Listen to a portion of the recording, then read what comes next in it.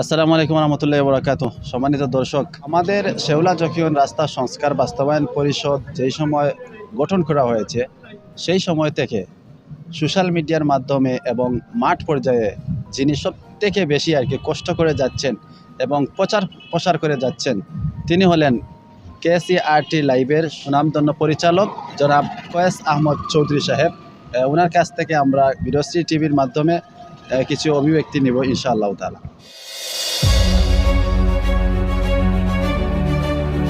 আসসালামু আলাইকুম। বিরশ্রী টিভির প্রত্যেক দর্শককে স্বাগত জানাচ্ছি। আপনারা জানেন আমরা সবসময় মানুষের সেবা নিয়ে কাজ করে থাকি। বিশেষ করে শেওলা জকিউন্ট রাস্তা এটা দুর্ভোগের চরম পর্যায়ে পৌঁছে গিয়েছিল এবং নিউজের টপ অবস্থানে ছিল। কিন্তু এই রাস্তা মানুষের দুর্ভোগ এতটাই বেড়ে গিয়েছিল যে এখান থেকে মানুষ চিকিৎসার জন্য বিয়ানীবাজার কিংবা জকিগঞ্জ কোনো জায়গায় যেতে মানুষের যে কষ্ট সেটা সীমাহীন ছিল। আমরা সেটা সামনে থেকে দেখেছি, কিন্তু সেই কষ্টগুলো মানুষের সেই দিক বিবেচনা করে আমরা কিন্তু এই বিষয়ে অনেক প্রচারণা প্রায় 100 বেশি ভিডিও আমি এই রাস্তায় করেছি, শুধুমাত্র দৃষ্টিগোচর করার জন্য যে কর্তৃপক্ষ কেন পদক্ষেপ নিচ্ছে না।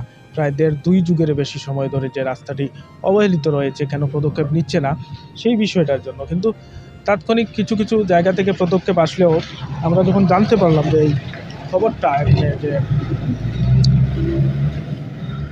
রাস্তার আমাদের কোনো বরাদ্দ নেই, কাজ নেই, তাৎক্ষণিক আমাদের এলাকার কিছু কৃতি সন্তান যাদেরকে আমরা সহ আগামী প্রজন্ম বেশ কয়েকদিন মনে রাখবে তাদের এই কার্যক্রম, তারা নিজ উদ্যোগে নিজের অর্থায়নে তারা কিন্তু নেমে এসেছিল রাস্তায় এবং এখনও পর্যন্ত সেই কাজের ধারাবাহিকতা চলছে এবং এটা পরবর্তী সরকার থেকে কাজ না আসা পর্যন্ত থাকবে। আমাদেরকে যারা সাপোর্ট দিয়েছেন, আমাদের ভিডিও যারা দেখেন, প্রত্যেকের প্রতি আমরা কৃতজ্ঞতা প্রকাশ করছি এবং সবাই বিরশ্রী টিভির সাথে থাকবেন। এই চ্যানেলটি কিন্তু বিরশ্রীর কথা বলার জন্য মূলত বিরশ্রী নাম দিয়েই শুরু হয়েছে। বিশেষ করে আমাদের বিরশ্রী যারা আছেন প্রত্যেকে এই চ্যানেলটিকে ফলো দিয়ে রাখবেন।